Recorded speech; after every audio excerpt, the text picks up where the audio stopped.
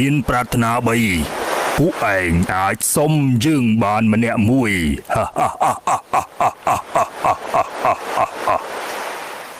គ្នាយើងមានដល់ទៅ4នាក់សុំយ៉ាងម៉េចទៅប្តីប្រពន្ធ2នាក់អាចសុំបាន1 2នាក់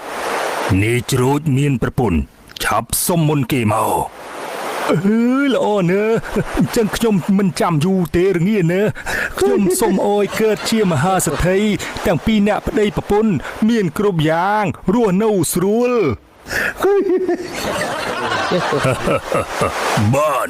សូមឲ្យបំណងប្រាថ្នារបស់ឯងសម្រេចដូចបំណងនិយាយរួចបំណងប្រាថ្នារបស់នាយជ្រូចនិងប្រពន្ធខ្លាចជាការពិតហើយរលាយបាត់ពីទីនោះខ្លាចជាសេដ្ឋីទៅរស់នៅដោយសុខ2នាក់ប្តីប្រពន្ធបាត់ទៅប្តីប្រពន្ធ2នាក់បានទៅបាត់ហើយដល់វេនឯងហើយនាយជ្រិល